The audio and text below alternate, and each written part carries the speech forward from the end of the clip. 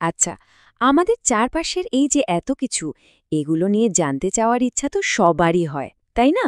আর এই জানতে চাওয়ার সবচেয়ে বড় হাতিয়ারটা কি? প্রশ্ন।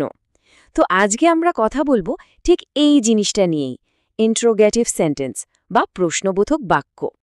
কখনো কি ভেবে দেখেছি আমরা যে কিভাবে কয়েকটা শব্দ পাশাপাশি বসিয়েই আমরা প্রশ্ন করে ফেলি? মানে একটা সাধারণ কথাই কিভাবে হঠাৎ করে একটা জিজ্ঞাসায় বদলে যায়? এর পেছনে কিন্তু দারুণ কিছু সহজ নিয়ম আছে। চলুন সেটাই জেনে নেওয়া যাক।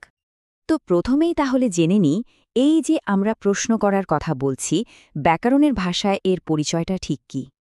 একদম সোজা কথায় যে বাক্য দিয়ে কিছু জানতে চাওয়া হয়, কোনো প্রশ্ন করা হয়, সেটাই হলো ইন্টারোগেটিভ সেন্টেন্স।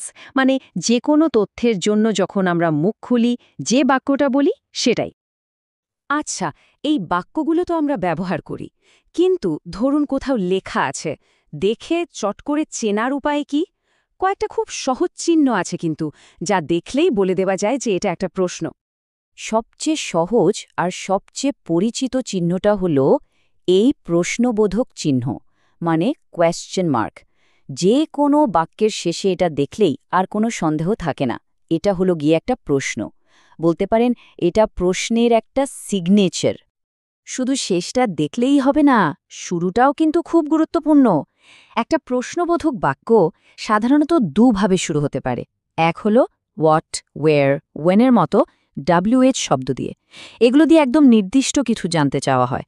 আর দ্বিতীয়টা হলো ইজ, আর, ডু, ডাজের মতো হেল্পিং ভার্ব দিয়ে। এগুলোর উত্তর সাধারণত হ্যাঁ বা নাতে দেওয়া যায়। শুধু নিয়ম জানলে তো হবে না, তাই না? চলুন এবার বাস্তবে কয়েকটা উদাহরণ দেখা যাক, তাহলেই ব্যাপারটা জলের মতো পরিষ্কার হয়ে যাবে। এই যেমন ধরুন এই বাক্যটা, হোয়াট ইজ ইয়োর নেম? খেয়াল করুন শুরুটা হয়েছে ভট দিয়ে, যেটা একটা WH ওয়ার্ড, আর শেষে তো ওই সিগনেচারটা আছেই, প্রশ্নবোধক চিহ্ন। একদম আমাদের শেখা প্রথম নিয়মটা মিলে গেল, তাই না? এবার দ্বিতীয় উদাহরণটা দেখুন, আর ইউ কামিং টুডে? এখানে শুরুটা হয়েছে আর দিয়ে। এটা কিন্তু কোনো WH ওয়ার্ড না, এটা একটা হেল্পিং ভার্ব। আর শেষের নিয়ম মতো প্রশ্নচিহ্ন তো আছেই। এই ধরনের প্রশ্নের মাধ্যমে কিন্তু কোনো নির্দিষ্ট তথ্য চাওয়া হচ্ছে না, শুধু জানতে চাওয়া হচ্ছে কাজটা হচ্ছে কি হচ্ছে না। আর এই শেষ উদাহরণটাও দেখুন, ডু ইউ লাইক মিউজিক? এখানেও ডু একটা হেল্পিং ভার্ব দিয়ে বাক্যটা শুরু হয়েছে, আর এটা একটা প্রশ্ন তৈরি করেছে। দেখলেন তো নিয়মগুলো আসলে কত সহজ? তাহলে বোঝাই যাচ্ছে একটা প্রশ্নবোধক বাক্য চেনা বা তৈরি করার কৌশলগুলো কিন্তু বেশ সহজ।